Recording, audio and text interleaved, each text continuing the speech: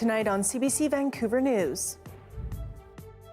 Though our investigation is ongoing, we now believe that the same man is responsible for 5 separate violent and unprovoked incidents. We're learning more about the man behind an alleged stabbing in the city's downtown core yesterday that sent 2 people to hospital. Plus, they deserve to live their last years with respect and dignity. Living below the poverty line, why hundreds of seniors across the province are sounding the alarm over low pensions, not keeping up with the high cost of living. And what happened to you cannot be undone, but it must be acknowledged and it must be atoned for. Switched at birth. A BC man meets a man from Manitoba who was raised by his biological parents. The government now issuing a formal apology.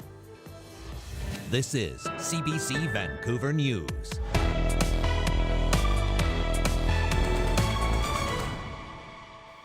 Good evening. Thank you for joining us. I'm Janella Hamilton. Vancouver police have announced charges in a downtown stabbing on Cambie Street yesterday. A 61-year-old victim was seriously injured and later released from hospital, according to investigators. As Mira Baines reports, the VPD chief says the suspect arrested at the scene has a history of violence and appeared to have mental health issues. CBC News has learned a 46-year-old man arrested in the stabbing of a stranger on Cambie Street yesterday had been convicted for uttering threats against Federal Finance Minister Chrystia Freeland. Kent Douglas Meads is charged with assault with a weapon, assault, and uttering threats in connection with the recent stabbing. Around noon on Wednesday, police received 911 calls of a man chasing people around with a knife on Cambie near Smythe Street. Vancouver Police Chief Adam Palmer says just 5 days before the attack, Meads was released on probation. The suspect was released from Fraser Regional Correctional Centre on probation after serving a jail sentence for uttering threats against his own family members and also against prominent federal politicians. According to court documents, Meads had been sentenced to 148 days in jail. Meads failed to report to his probation officer yesterday morning. Police say things began around 8:40 a.m. when a man was attacked while walking near Seymour and Cordova Street. Minutes later, a glass window was broken near Harbour Centre at a coffee shop. Then at around 11:30 a.m., a man was chased with a knife near Main and Pryor. That was followed by the stabbing attack on Cambie Street. Police didn't have more details, but there was also a later 5th incident before his arrest. We now believe that the same man is responsible for 5 separate violent and unprovoked incidents that unfolded in downtown Vancouver throughout the morning yesterday. Police suspect mental health issues in the case. He has spent time in Thailand, according to police, where he was arrested for overstaying his tourist visa and breaking into a bank. Vancouver's Mayor Ken Sim was critical of the federal government and wants an end to what he calls catch and release of repeat offenders. The reality is, though, that Vancouver continues to grapple with a mental health crisis that requires an all hands-on-deck approach, including the federal government, because this is something that we can't just simply arrest our way out of. VPD says a strong case has been made to the court to have Meads remanded in custody. Police are urging witnesses or anyone with video to come forward to police. More charges are expected. Mira Baines, CBC News, Vancouver. Meanwhile, a man has been arrested and released following a violent attack on a senior at Granville Skytrain station. It happened on March 11th around 3 o'clock in the afternoon. Police say the 70-year-old victim was waiting for the train when he heard someone yelling behind him. He was then grabbed and shoved face first into an arriving train. He received treatment for head and facial injuries and needed surgery. Evidence from the scene and witness statements led to the arrest of the suspect. The 34-year-old has since been released with conditions to stay away from all Skytrain stations and is scheduled to appear in court next Thursday. 3 people were injured Wednesday night in Victoria following a collision involving a BC Transit bus.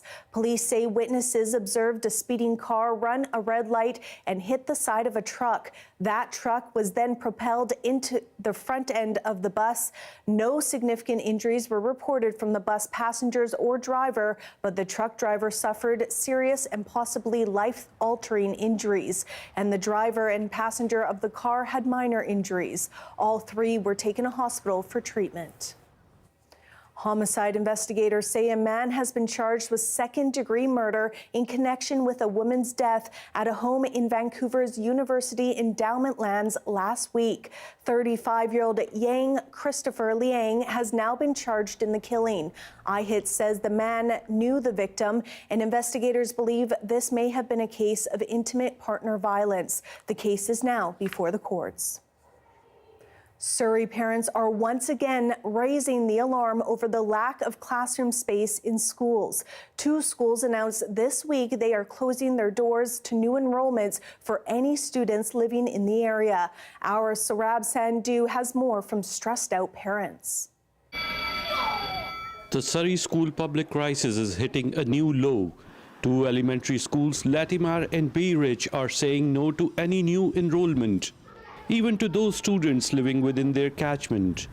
And a 3rd school almost did the same thing, but kept enrollment open only after staggering students' start times. There is just no more room to put any more portables on. It's just the capacity exceeds the room that we have, and that's so true of so many schools. The school district says since September it has seen more than 1,500 new enrollments. That's on top of more than 3,000 new students who came into the district the year before. To announce this in the spring is really an unreal situation. I hear about parents stressing out because they got their daycare lined up after waiting for 2 years, and now they're worried if they're going to get into the school or not.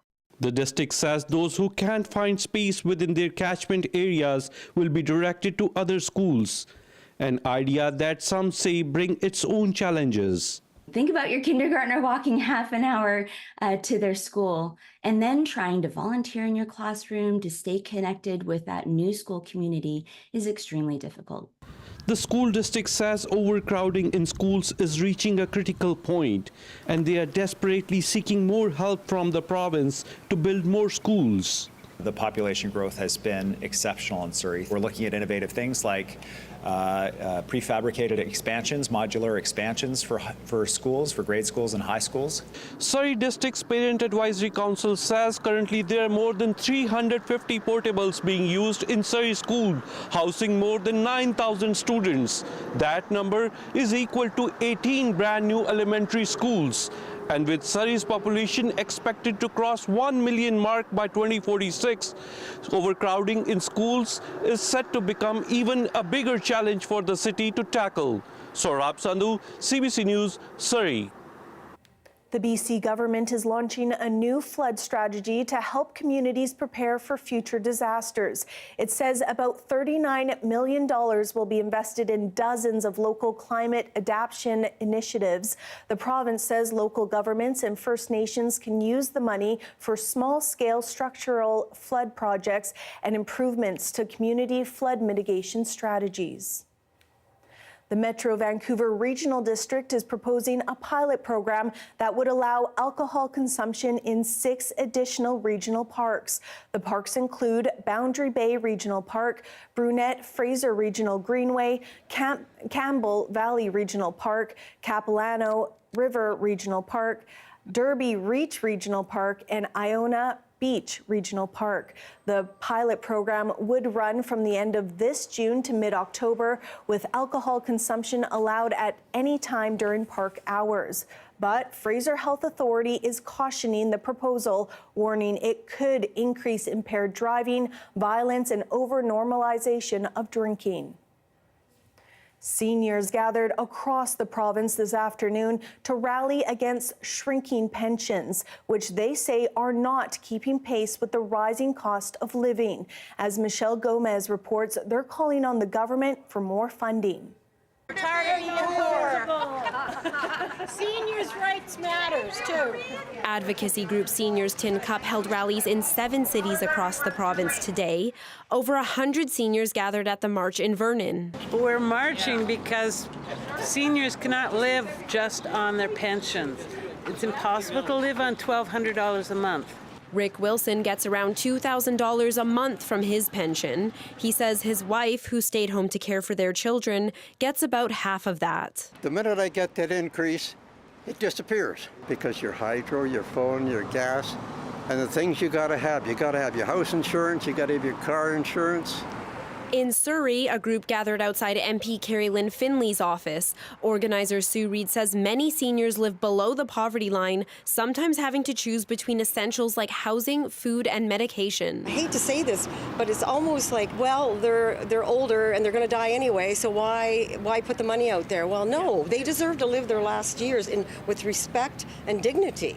The group is asking for the provincial government to index the BC Senior Supplement to inflation and fund other services for seniors like extended health benefits, housing, and transit. They're also asking them to work with the federal government to raise pensions. That's why we're here, is to get more money in their pensions, just to bring them up to poverty level. We're not asking for any, over that, just poverty level would work for them. A recent study from the United Way found 1 in 4 seniors in BC live on under $22,000 a year. The province said in a statement inflation has been particularly hard for seniors on fixed incomes. It's working on changes to the SAFER program, which provides rental supplements to seniors.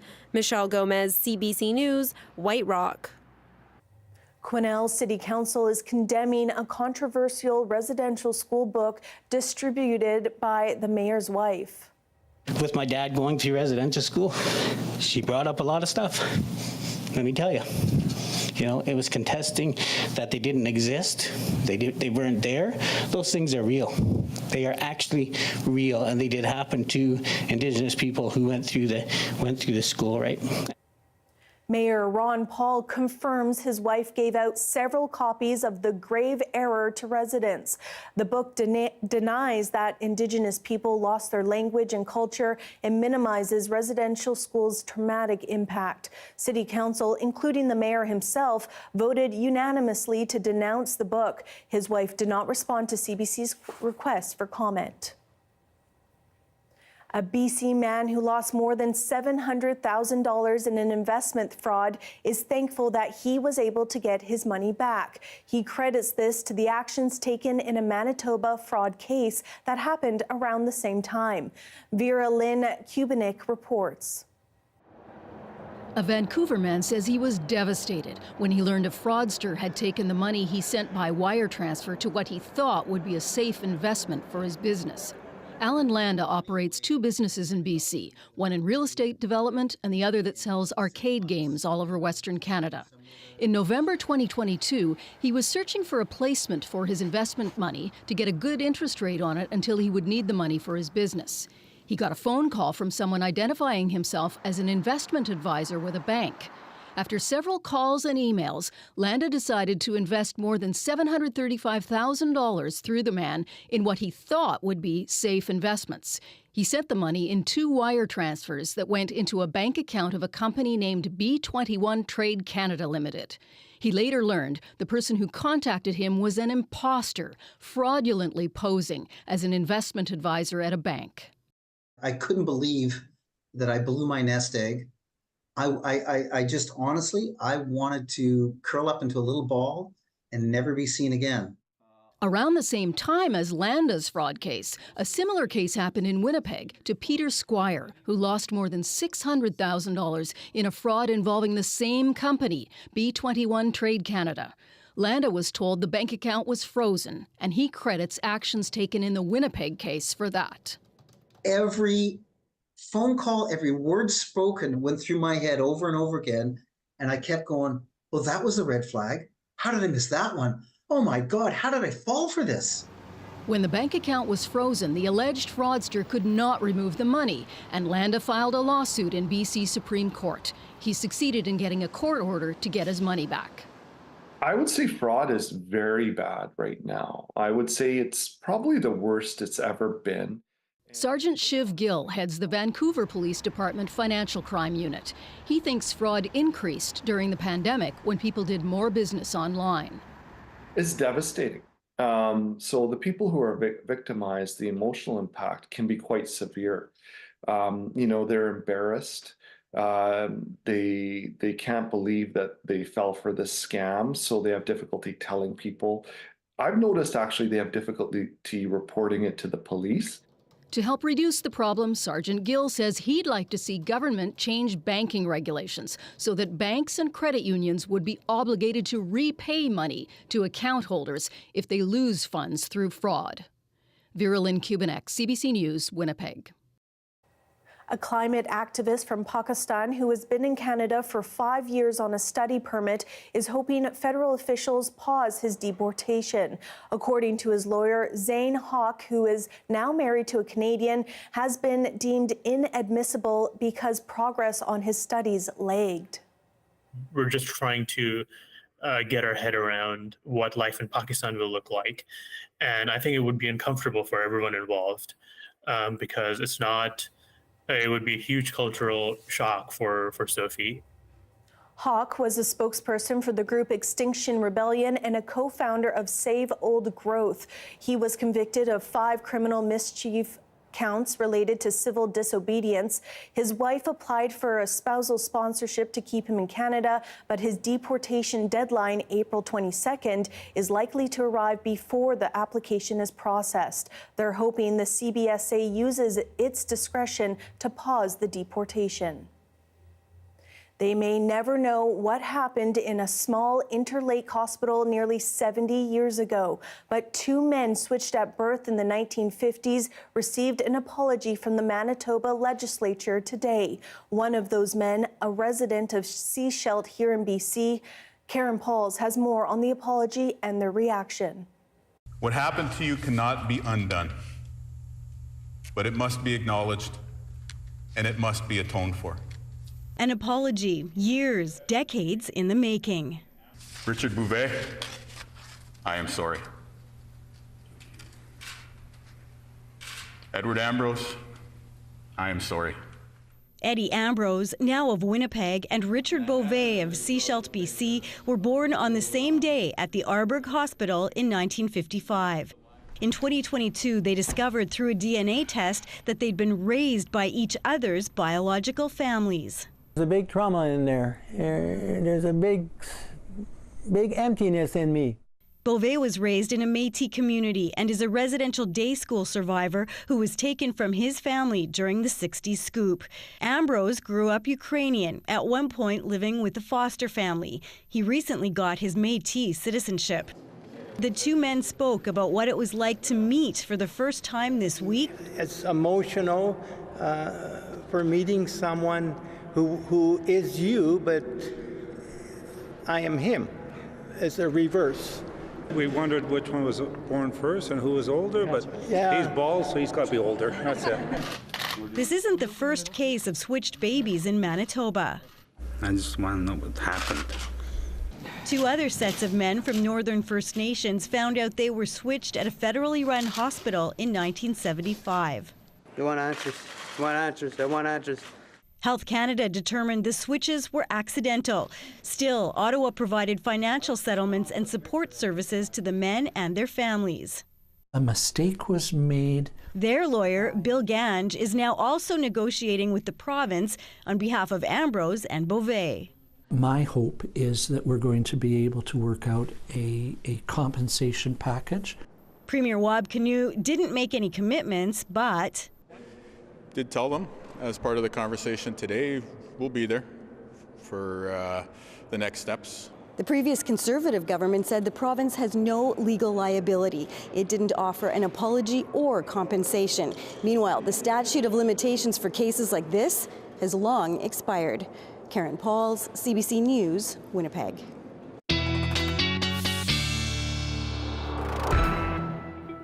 Darius Madavi joins us now with a look at our weather. Now, Darius, today was a little bit cooler than the past few days, but still very, very nice. Yes, it was. We had the clouds part a little bit. We did get some blue skies. We did get some sunshine. So as long as you were out at the right times, you did get to enjoy that. It was a pretty dry day across the South Coast and Vancouver Island. We didn't see too much at all. We did see a few scattered showers for Nanaimo, just lasting an hour or two. And even there, as we were getting that rain, we did also get a little bit of sunshine. So can't really complain about that. A lot of what we are seeing here is just very isolated scattered showers that popped up, but some is also just artifacts on the radar. So not entirely, definitely not a day to complain about if you weren't looking for anything too wet. The days ahead, though, a little bit of a different story. We are going to see some scattered showers throughout tomorrow, but on the for Vancouver and sort of in a band from Vancouver, including Nanaimo, the big rain day is going to be on Saturday, where we see some very consistent rainfall. Not going to be too heavy, but just very consistent. Mostly missing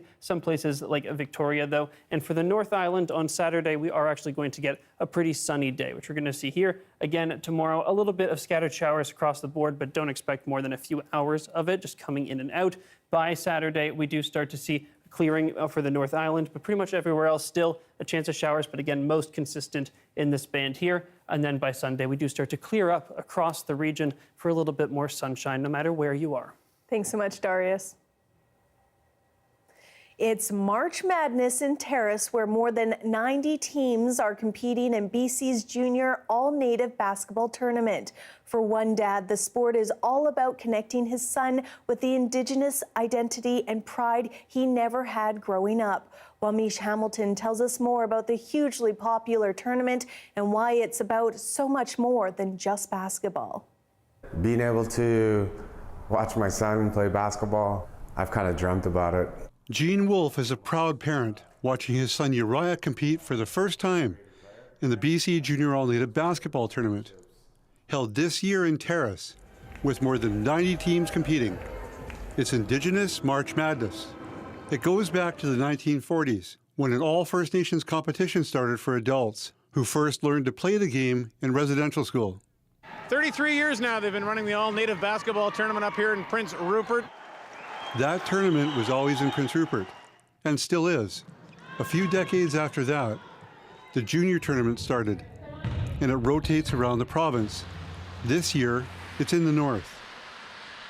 For Gene, though, there was nothing like this when he was growing up.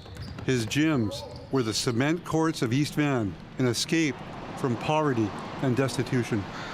I'm an urban native, right? So I grew up in the streets of East Vancouver. I never really knew who I was. I didn't even know Junior All-Native existed. When I was his age, up until about 14 years old, I played street ball. I didn't have gym time. So I just trained and played at the park. Carnegie Hall and Oppenheimer Park. This place right here was actually the starting point where I started to really transform as a basketball player. Sometimes skipping school and I'd come practice because the gym was always open before, right? Gene eventually met other Indigenous players who connected him with his people. Many played in the Indigenous tournament circuit. Because I started getting involved in the Native basketball circuit, you know, across BC, across Canada, and also a lot in the States too. So I started finding my identity as an Indigenous person because of basketball. Sarah Hodamani found her way to an urban Indigenous team made up of players from many nations who all shared a love of basketball and pride in being Indigenous. Most people have a hometown to play for if you're from British Columbia, whereas Vancouver, playing for an urban team, is the only team that I've ever been able to play for. A lot of teams at Junior All-Native are what we would call village teams, so they all play for the same reserve or same village. They're all connected, family, cousins, sisters, that kind of stuff, but ours come from all over. So we have some Tsimshian, Newhall, Anishinaabe, Nakota, girls and boys from everywhere. Sarah played in the Junior All-Native as a teen. Now, she's a mom and coaches teen girls, playing in that same tournament. The rain! She expects to be part of it for many years to come, and still remembers her first tournament. And I kind of realized how impactful it was for everybody, and it just created this whole community for not only just the girls, but the boys' teams as well, and their families and parents. Gene didn't know his culture, or even his people, when he was his son's age.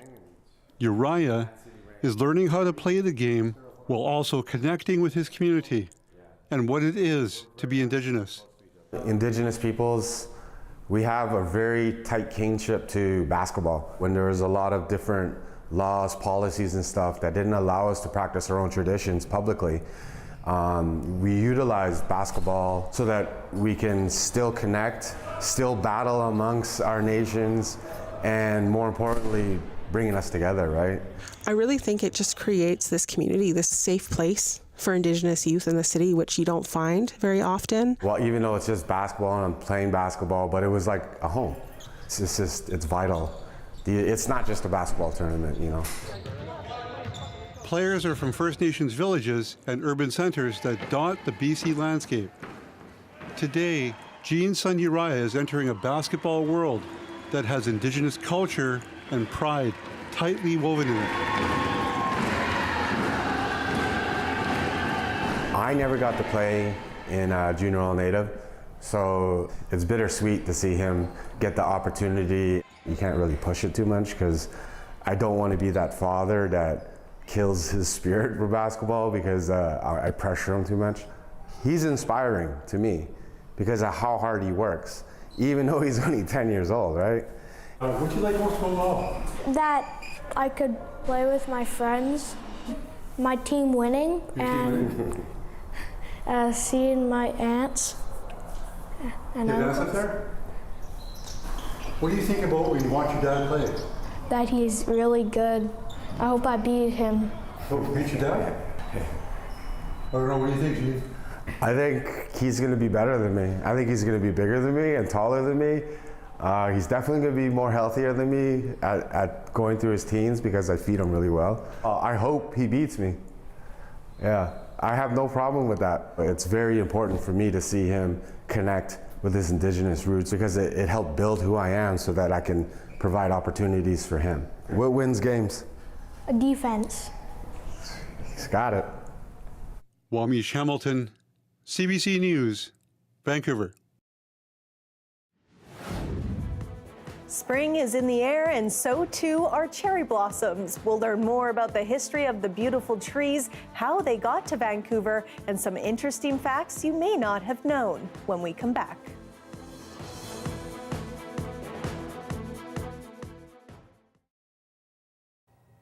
Thank you for joining our commercial-free live stream. It has been 6 months since the war in Gaza began, and Palestinians, Muslims, and Jewish people continue to struggle with what that means for their communities. It is also currently the month of Ramadan, and tonight a Vancouver mosque has invited neighbors of other faiths to join them. Two faith leaders joined CBC's Stephen Quinn on the early edition this morning to discuss how they're bringing their communities together. How do you bring people together? I think it is very important to realize that when public discourse becomes so polarized, even the most sincere expressions of goodwill get turned into slogans and get regarded negatively. So, for example, to say, free the hostages, or to say, call for a ceasefire, both of these are expressions of desire for peace and for life-giving action, and we tend to hear them and we tend to imagine that they are a political position.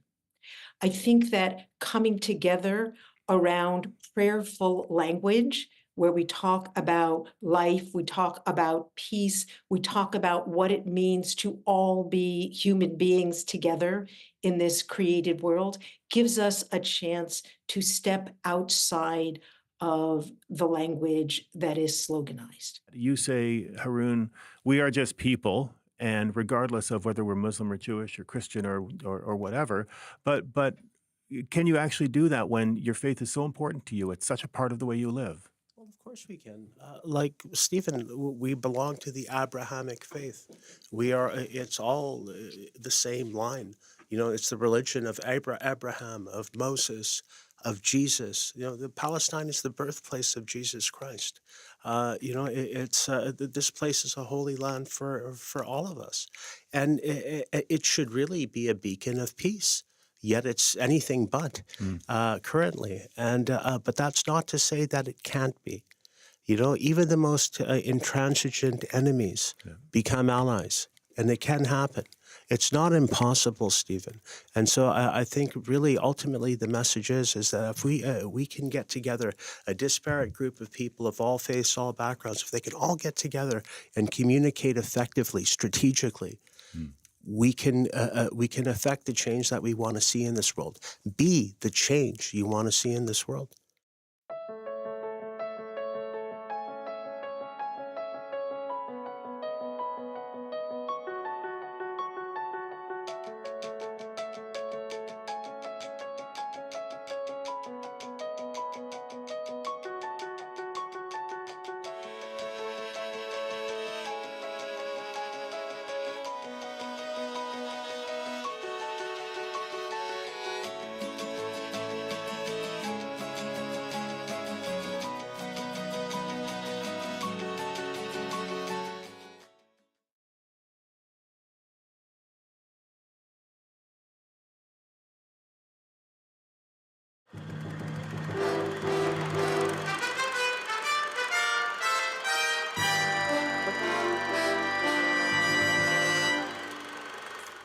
It is Throwback Thursday, where we deep dive into our vast CBC archives. And with cherry blossoms in full bloom here in Vancouver, we're taking you back to 2008 to the early years of the Vancouver Cherry Blossom Festival. Check it out.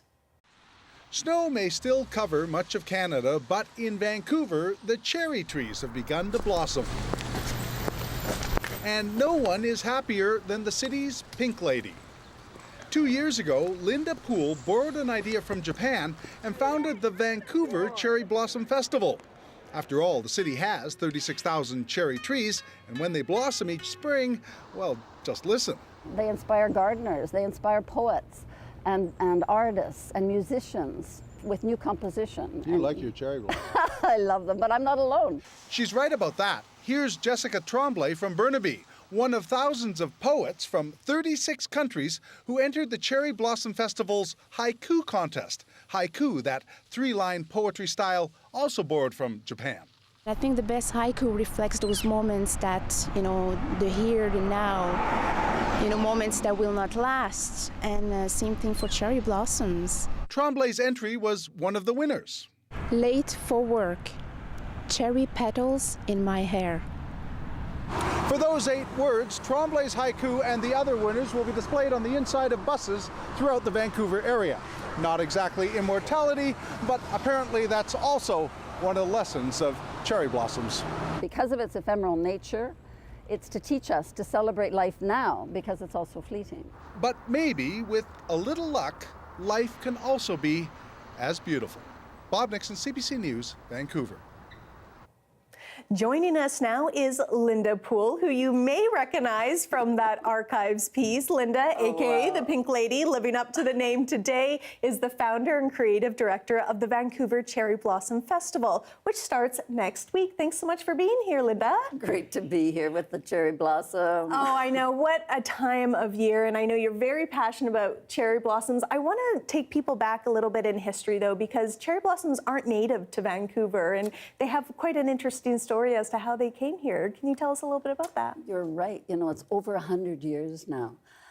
In 1920, when the Stanley Park Cenotaph was erected to honor the Japanese immigrants and Japanese Canadians who fought in World War I, and there were no trees around it. Mm-hmm.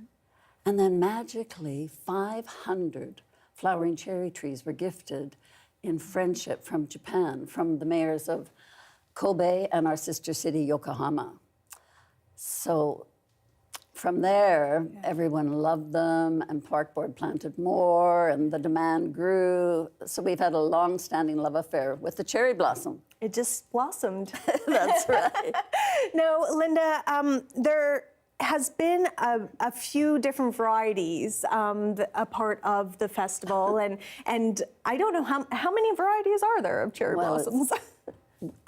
54. Wow, a few is an understatement. But it's amazing how in about 2011, we had found 39, and we thought, wow, we were, we had cherry scouts. We had many, many really keen scouts who walked the neighborhoods, and that's how we discovered 54. And Douglas Justice, the author of our book, Ornamental Cherries in Vancouver, says, there are no more to be found in this town. And that's how many you have found up to this date? Yeah, and that's it. Wow. There are no more, unless somebody brings them in, a new cultivar. That's fair enough. I mean, that's plenty to see at the Cherry Blossom Festival, which is one of my favorite events here in Vancouver. Let's talk a little bit about the festival. What is the real message, or what do you hope people get out of that festival, and how has it changed over the years? Well, one of the important things is even just to notice and appreciate the beauty around you. That's so important. And the other thing is, as we've seen, the cherry blossoms are so early this year, it's all very fleeting. And it's to remind us of our own fleeting lives and to grasp the moment, the day, and celebrate life right now. Don't wait. And it's just to treasure and savor every moment. And that in the big picnic, that's really important. And to reach out and connect, like we've said with Issa's haiku, there is no stranger under the cherry tree, and it's so true. So poetic. when you're, it's beautiful. It is beautiful. Because somehow when the cherry blossom opens, it opens our hearts. Oh. And we're more in tune with our own feelings and emotions. And so we're more likely to reach out to someone else and just share the moment. And that's what's great about the whole thing. It is a great conversation starter for sure, and people can absolutely check that out next week when the festival begins. Linda Poole, founder and creative director of Vancouver Cherry Blossom Festival. Thank you so much for a few minutes today. Oh, thanks. Enjoy. Thank you. New immigration targets announced by the federal government today. Why the numbers allowed into Canada is expected to drop. That's next.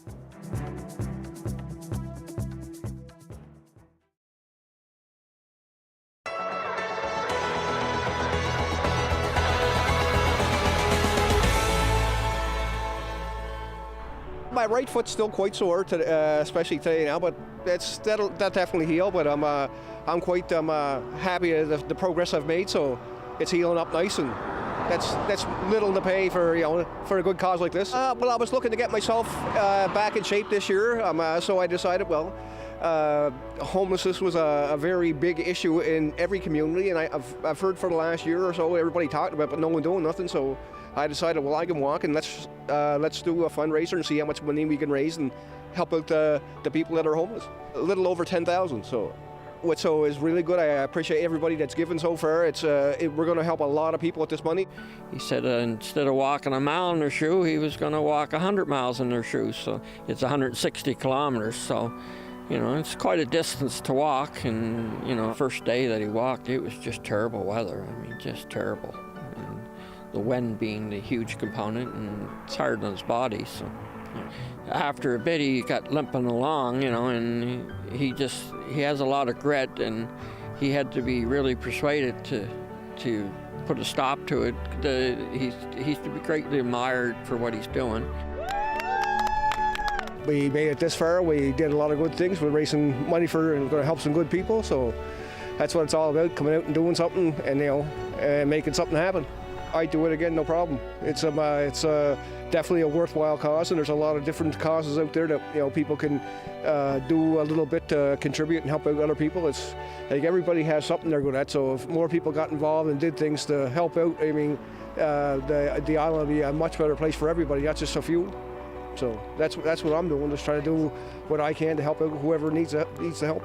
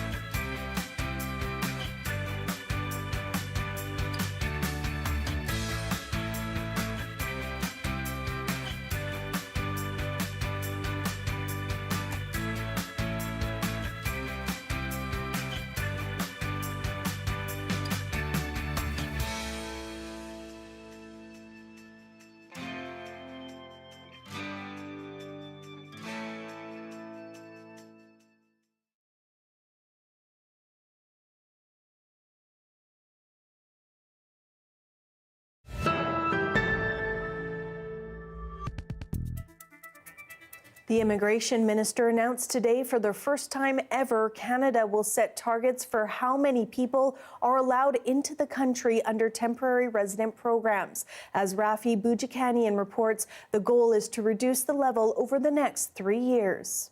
Canada, like many other countries, has become addicted to temporary foreign workers.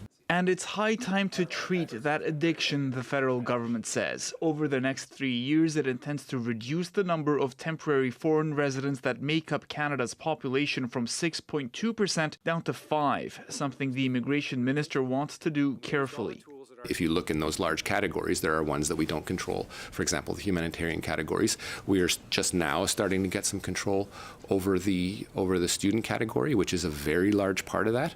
Something else Ottawa wants to do is lower the number of foreign workers a business can hire, though it will carve out exemptions for construction, healthcare, and agriculture sectors. This also encourages employers to prioritize workers that are already here, able and willing to do those roles. As of May 1st, we are asking employers that after they consider and offer the job to Canadian citizens, permanent residents, and refugees, that they also now prioritize recruiting asylum seekers. Some observers of the Canadian economy say today's announcement may be about sending a message to employers. In 2022, the government announced a very significant expansion of the temporary foreign worker program. And this is just simply telling employers across the country, that's ending. This program is not expanding. We are beginning to push in a different direction. But others say they do see an impact on housing availability. If we think of there being 2 to 3 people per household, you're looking at a couple 100,000 homes. So this really will make a difference, because it also means that the non-permanent resident population isn't growing. And we've seen over the last year almost 1 million new non-permanent residents added to Canada's population. The federal immigration minister says he wants to meet with his provincial and territorial counterparts in early May in order to receive their input on reducing the number of temporary residents before setting his targets. Rafi Wujikani on CBC News, Ottawa. The U.S. Department of Justice has announced an antitrust lawsuit against Apple. As Anis Haydari explains, it claims the tech giant's actions have given it a monopoly on the smartphone market. The iPhone might be getting Apple into trouble with the law. The U.S. Department of Justice has just filed a big lawsuit against the tech giant. As our complaint alleges, Apple has maintained monopoly power in the smartphone market not simply by staying ahead of the competition on the merits, but by violating federal antitrust law. American authorities claim Apple abuses a near monopoly on smartphones, making them more expensive for consumers and businesses, and minimizing competition by tying things together. Think how only iPhones can use Blue iMessages or Apple Watches. Researchers point out less competition has consequences. If we want there to be innovation in the space, and obviously it's an important space where we do want a lot of innovation, you need to open it up for competitors so that people can come in with new apps, new services, etc. But Apple calls the market fiercely competitive already and says this lawsuit threatens what makes their products unique.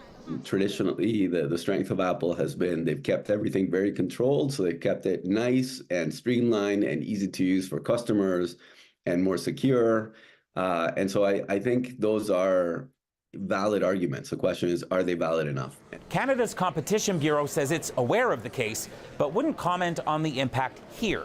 That doesn't mean Canadians won't notice if the U.S. wins in court. You would see, presumably, a shift in the way that these technologies function. We would benefit from lower costs of certain kinds of technologies, cheaper devices potentially. It's unclear exactly what would happen if the U.S. government wins this case. It could force Apple to open up technology so competitors can link up with systems that are currently iPhone only. But don't expect those green text message bubbles to all turn blue. Lawsuits like this often take years to finish. Anis Haydari, CBC News, Calgary.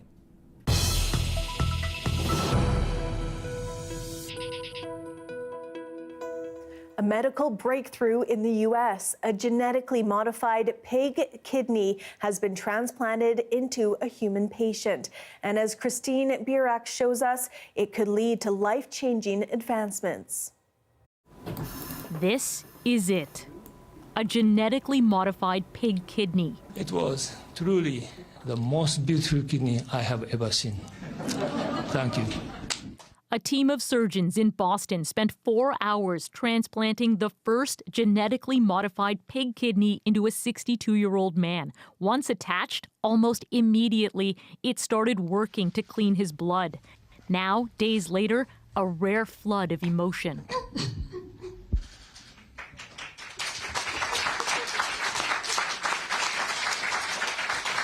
A surgeon overcome with deep gratitude for the decades of research, unwavering teamwork, and the courage it took to reach this milestone for patients. Our hope is that dialysis will become obsolete. Massachusetts General says the patient, Richard Slayman, is now up and walking around the hospital after spending nearly a decade hooking up to dialysis machines several days a week to remove waste from his blood. Doctors say Slayman decided to undergo the experimental surgery after his human donor kidney failed. He saw this as not only as a way to improve his own personal life, but a way to provide hope for the thousands of people who need a transplant to survive. Already, genetically modified pig hearts have been used for transplantation. Patients survived for about 2 months. The key is preventing viruses and rejection of the organ. To do that, scientists used gene editing technology CRISPR to remove harmful pig genes while adding human genes to make it more compatible.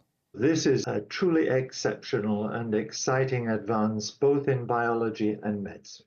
Canadian doctors hope this surgery is just the beginning. I anticipate we'll see many of these transplants done over the next decade. But some are anticipating a debate over using animals in this way. These animals are healthy, they're not stressed, they're super clean. So I think there's less objection here than there might be to the use of 1 billion pigs per year for breakfast. That's Christine Burek reporting. It's World Down Syndrome Day. After the break, we'll hear how one woman is advocating for herself and others with Down syndrome.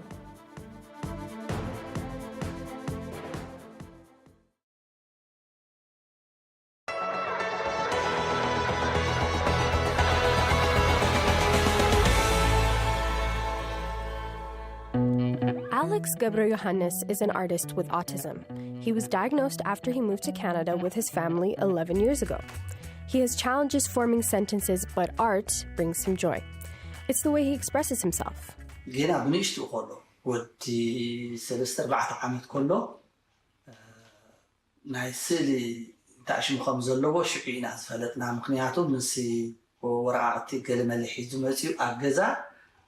እሱ ይጽሕፍ ነይሩ ዋላ ኢቭን ኣብ መንደቕ ከይተረፈ ኩሉ እንዳሰኣለ በቃ የሸግረና ካብኡ ንድሓር ከምኡ ክእለት ከም ዘለዎ ካብ ሽዑ ትሒዝና ኢና ፈሊጥናዮ።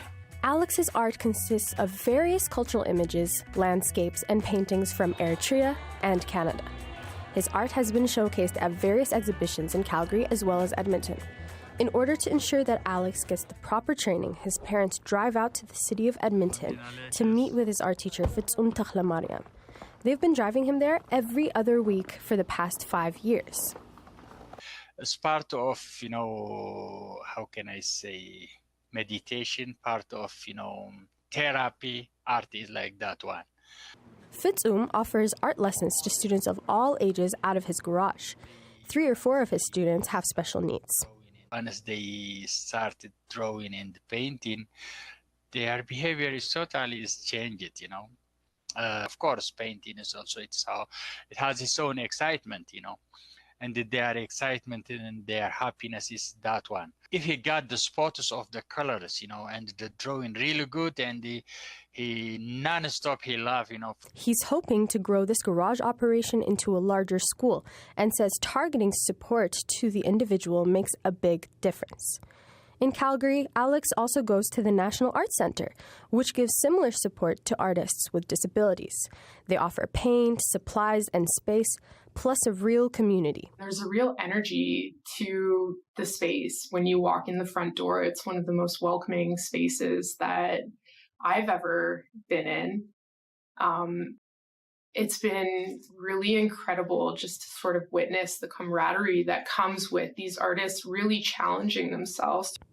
Alex's parents say they found support from so many people, from his school teachers to his art mentors, the Eritrean and broader Calgary community.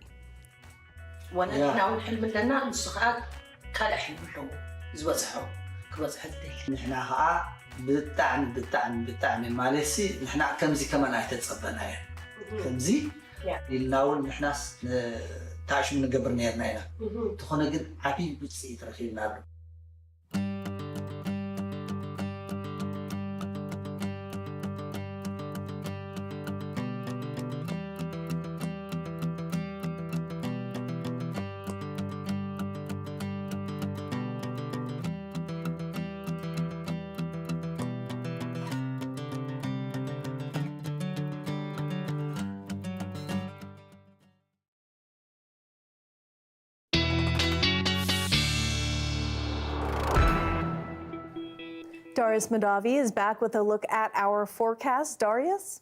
It's going to be a bit of a wet one for the south, but we're pretty much drying up across the northern parts of BC. We don't have anything too exciting going on there. A ridge of high pressure building in from the Gulf of Alaska means that we're going to stay pretty dry, and the cloud is going to continue to clear out for a few sunny days as we head into the weekend. Whereas for southern BC, we're seeing a lot more variability in the conditions. So what we're going to see is some more rain coming across southern BC. I can't show it to you, but I can describe exactly what's going to happen. Tomorrow, we're going to see maybe a few showers in the very early morning hours here in Vancouver and across parts of the island. Most of that precipitation comes late in the day. Friday, sort of late afternoon, that rain really starts and then continues into Saturday. We get some more consistent rainfall. And then as we continue into Sunday, things really clear up across BC. Very little precipitation still left anywhere in the province. A very sunny day Sunday. Temperatures come up a little bit, so should be a great time to get outside, really, after it will be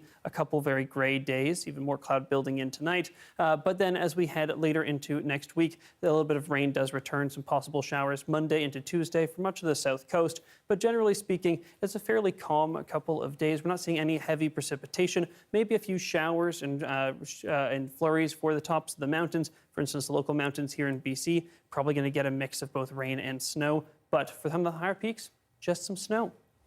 And you can see here, nothing but a little bit of blue sky and some cloud. Pretty nice day here. Absolutely beautiful. Thanks, Darius. Thanks, Janella. Today is World Down Syndrome Day, a day to spread awareness of the unique gifts and challenges for people born with Down syndrome. Nonprofit Cure Down has produced a video to share some of those stories.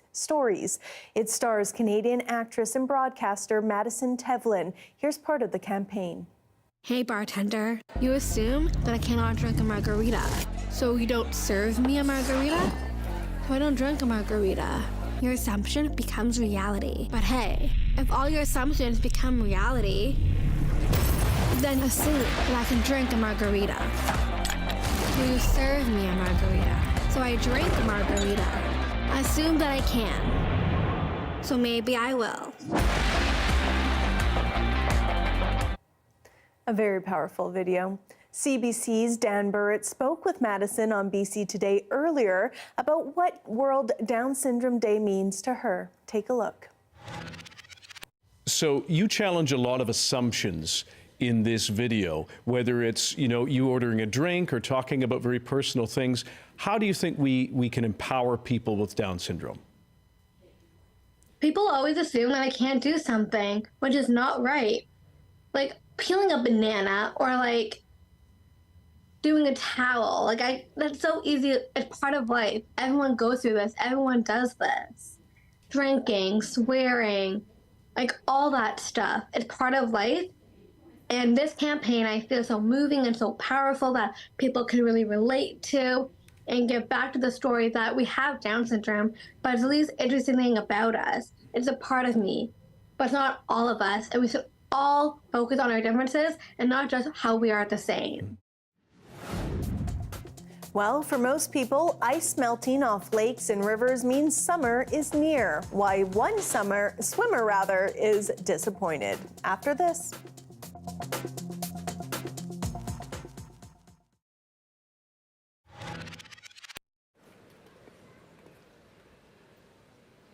Ready.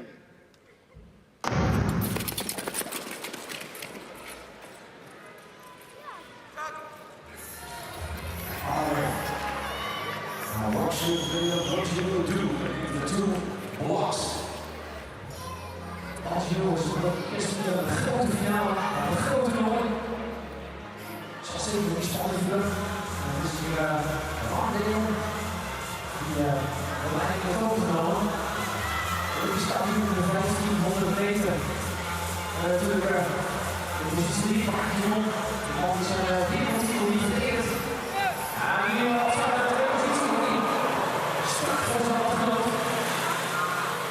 Als deze de 500 gaan, als jullie de controle hebben over deze race, dan ook de assuur van het tandem zit achter de slaan met de Lucas Kevin aan de Kevin als we zo de laatste 3 ronden zijn.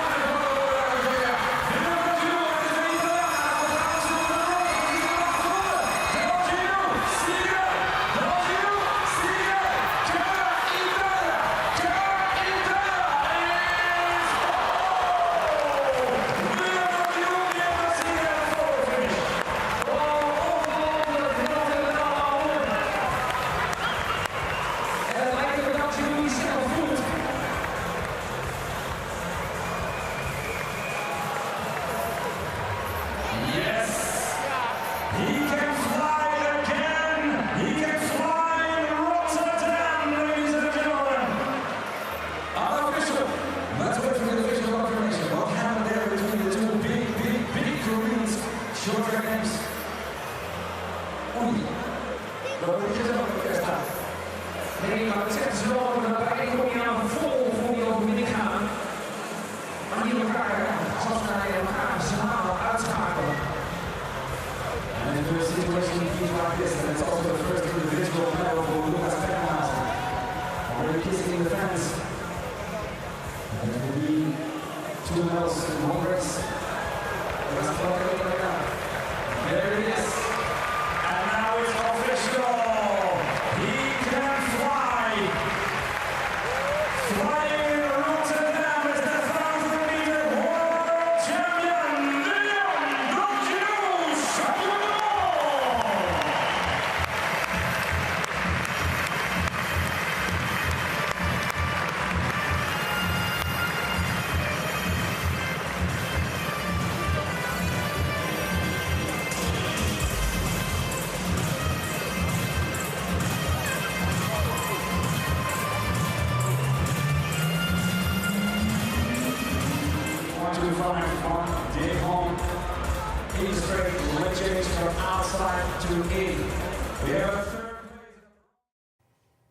The ice is quickly breaking across Canada with spring on the way. But for one Ottawa swimmer, the change in weather is a little disappointing because his thing is ice swimming.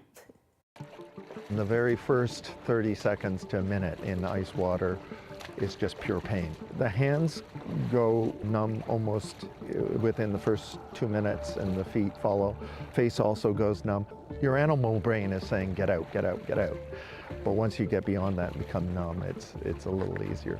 My name is Tom Heyerdahl, and I've been ice swimming since 2018. I've just returned from the USA National Championships in Virginia, where I was the sole Canadian representative. The International Ice Swimmers Association defines cold water as below 10 degrees and ice water as below 5 degrees. Some people say, you know, there's always that moment where you question your life choices. But it's just that moment of, why am I doing this? And then you just say, I'm going to do this. This is what I do. For competition, you've got 5 seconds. You get down the ladder, you touch the backboard, and you go.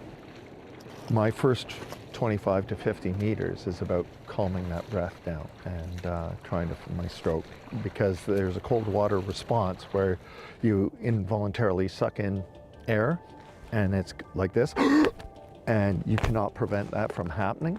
Now, over time, you can mute that response. Your heart rate goes up, the blood gets restricted to your arms and legs. It's about lowering yourself into the water, keeping your head out of the water until that cold water response goes away. You've got to be well within your boundaries and know your limits. Whatever you carry into the water, it tends to go away. And when you come out, it's like your mind is clear. And a lot of people believe in cold water therapy, so to speak, for mental health issues, particularly depression. A few years ago, I was going through a difficult time with my mom who had Alzheimer's, and cold swimming really helped during those times. I was able to go back and address the task at hand. So yeah, it's been a real benefit to my life. Thanks for being with us tonight on CBC Vancouver News at 6. We'll have your next local news at 11 o'clock, right after the National. Have a good night.